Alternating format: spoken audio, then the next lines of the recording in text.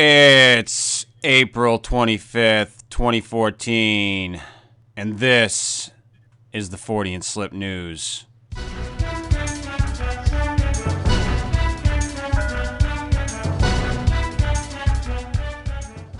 And in our first story from livescience.com, it seems that for fecal transplant, frozen poop is just as good.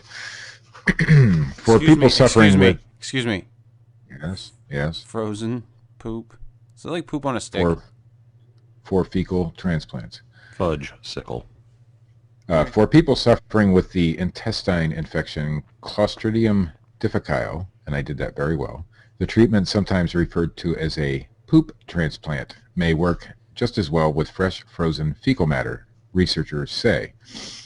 In a new study, 10 patients with C. diff infections who received a transplant using frozen fecal material from healthy donors responded just as positively as the 10 patients treated with fresh fecal matter. Is that like giving blood? Can I get paid for that? Good question. The researcher said the procedure... Some guy will have you come over and take a dump on his chest and he'll give you $100. Before they got all scientific-y, it was known as a Cleveland steamer. The researcher said the procedure is intended to transplant beneficial microbes found in fecal matter. Moreover, frozen fecal matter can make the operation easier on the patient. The use of fresh material requires patients to undergo a colonoscopy, whereas... And a man straddling them on a surgical table. And who the fuck's playing a harmonica? That would be my nephew. It's just background music for the news. Don't worry about it. Whereas the frozen fecal matter can be delivered to a patient's digestive system via a tube that enters through the nose and reaches down through the stomach. No, you're not shoving frozen poop up my nose. For almost all patients in the study, this delivery was preferable to that of colonoscopy, which involves a preparatory cleaning out of the colon, sedation, or anesthesia, and is more costly, said the study researcher. They charge you to shove poop up your ass. Does my insurance cover that? Yes. Shut that door, please. Oh my fucking God. As far as aesthetics of the procedure, or what she refers to as the ick factor, Hahnemann said that the most patients overlooked it, since C. diff infections can make people severely ill for a long time. Patients focus more on getting better, she said. When you have been sick for a year or more with diarrhea, your quality of life has been greatly A year or more with the shits? You easily get past the ick factor, she told Live Science. The research was published online April 24th in the Clinical Infectious Diseases Journal. Listen, man, I want to get better. Can you shove some shit in my ass? We're going to start seeing like black market poop operations going on. Advertised on Craigslist. 2 Girls, 1 Cup was a medical film. Now I get it. From our friends over at bigfootevidence.blogspot.com, finding Bigfoot's Cliff Barackman, searched by the TSA on his way to the Ohio Bigfoot Conference.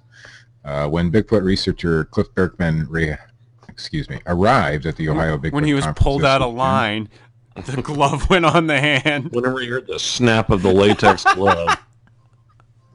he realized that all of his Bigfoot casts had been opened and inspected by airport security. We would love to see the security footage of that inspection, according to wrote Bigfoot that. Evidence. Just so you know, I wrote that. They wanted so bad for it to all be blow.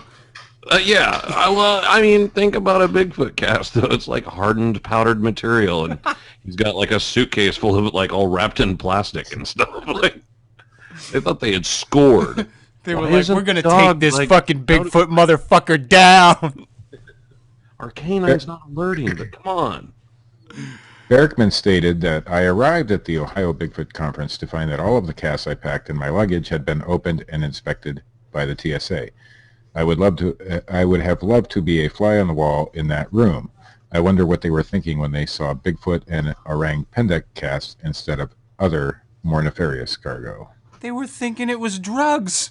Yeah, That's what they were Cliff thinking, Barackman's Cliff. a drug mule. That's what they were thinking.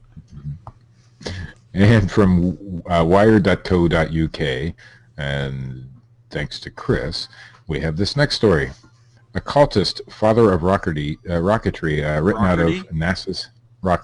written out of NASA's history.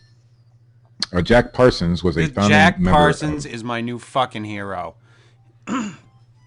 Let me read the story, and then you can you'll understand what you're saying. I know. I'm just Jack Parsons was a founding member of NASA's Jet Propulsion Lab, with some crediting him as being one of the fathers of rocket. I cannot pronounce rocketry right.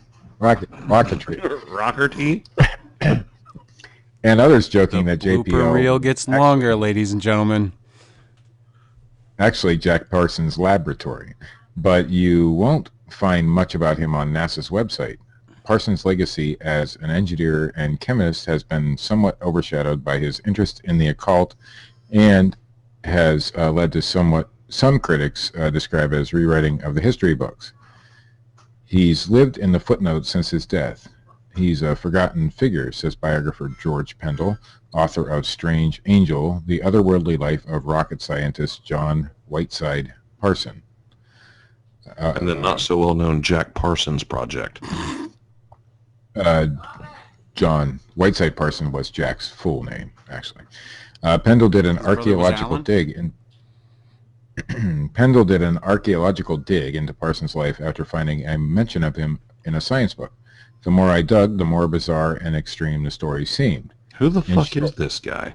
Oh, you wait. You're going to find No, out. that's what he was. I'm saying that's what he was thinking. Oh, yeah. No, he was going to find out, too. You're going to get it. You. In short, Parsons played a critical role in the formation of rocket science and was instrumental in building the rockets that were eventually used in space race. However, he also believed in magic, was involved in the early stages of Scientology, and had an extremely colorful sex life. For that reason, Pendle speculates Parsons was a figure who didn't fit into the mold of the industrial complex. You think? Werner von Braun, a former Nazi, was a much easier fit than Parsons, says Pendle. A lot of people would be shocked to find out. He's got to be pretty bad if Nazi's a better fit, you know? Well, a lot of people would be shocked to find out that the space program was founded by a man who held orgies in his Pasadena mansion. Parsons' interest in chemistry stemmed from his teenage years when, inspired by... Huh? Can I continue? Yeah, what are you fucking stopping for? Oh, go ahead. Parsons' interest in I don't know. You said you had a problem with it. No, I said problem with this? Parsons' interest in chemistry stemmed from his teenage years when, inspired by...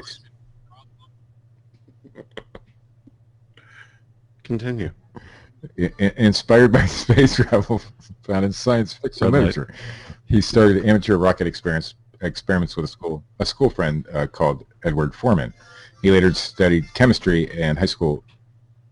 Whoever wrote this story does not know how to edit, by the way, at high school, and took a holiday job at the Hercules Powder Company, where he got to handle a wide range of explosives.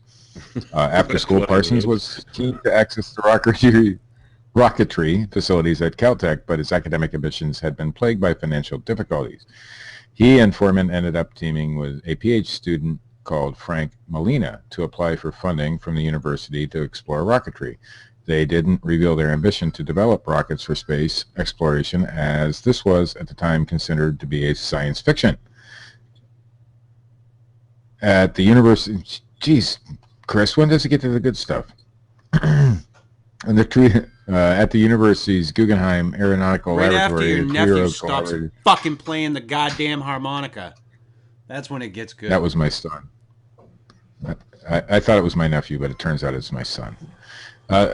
Yeah. The trio collaborated on developing rockets in a creative and liberal environment as members of the Galtic Rocket Research Group. The group, which increased in numbers over the next few years, set about developing a static rocket motor before moving on to working rockets. The team became known as the Suicide Squad on campus because of how dangerous their experiments were. But eventually had success in building a static rocket that could burn for more than a minute. I want to note right now that Steve wants this story to be better, and this guy, we've already heard he had orgies in his basement, and he created the fucking rockets that we use to go to the fucking stars. He's like the Charles Manson of NASA. Yeah.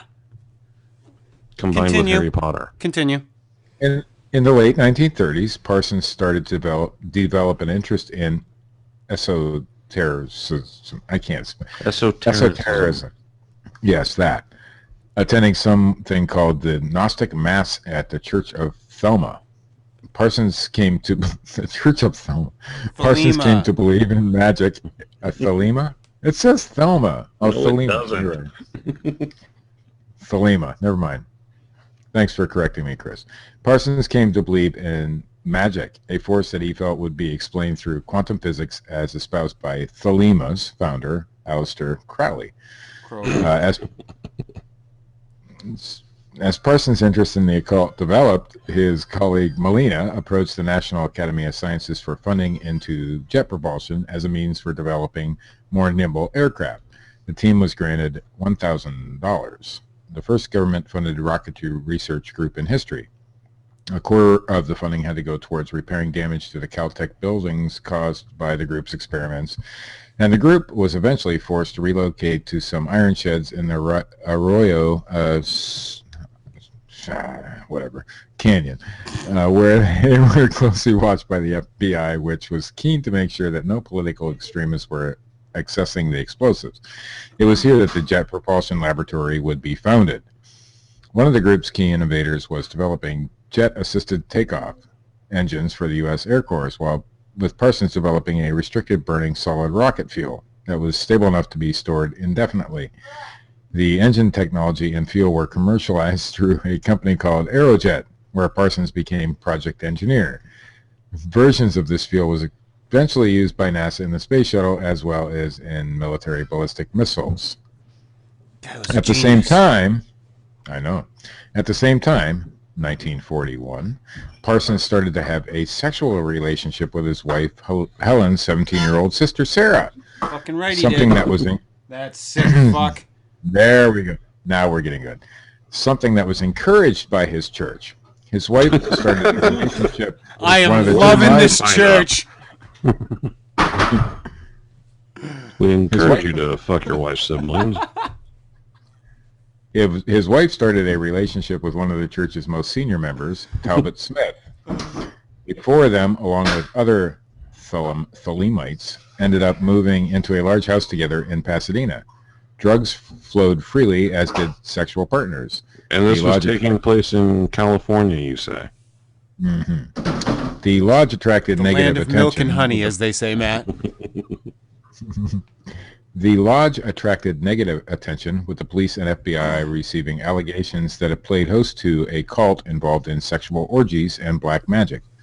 Although upon investigation, it was deemed not to represent a threat to national security. God, I hope not.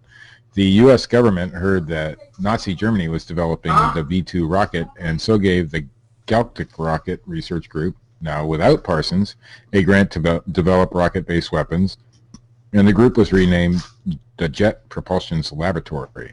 Suicide Squad was much cooler sounding. Yeah. At around that time, Parsons was expelled from Aerojet by new majority shareholders who disapproved of his unorthodox and unsafe working methods. Parsons and Foreman moved on to found the Ad Astra Engineering Company. In 1945, science fiction writer and later the founder of Scientology, L. Ron Hubbard, moved into the Pasadena Lodge. Sarah took an interest in Hubbard, which made Parsons jealous. He developed a deeper interest in witchcraft and the darker side of magic, becoming fascinated by poltergeists and ghostly apparitions. In a bid to find conjure up a new lover, he took part in extraordinary rituals where he would masturbate onto magical tablets to the sound of music. After to the fucking movie. This is The sound of music or the sound of music? it just says to the sound of music. It's not capitalized, so I'm not. I'm assuming it's not. All right, Steve, I'll stop you there. The fucking. Thank you. I love the fucking story. The guy was like a pivotal person in the jet propulsion technology that we use today, and he was a genius. He was a genius. He was a deviant, Dirty wizard. Little genius. With nothing on under his robe. Oh wait, but I didn't get to the part where he conjured up the perfect woman. Oh, trust me, it probably never happened. Joan Rivers. Oh. Okay. Love me some Joan Rivers. By the way, I'm thinking about getting one of those fecal implants. I have constant diarrhea. Of course you do.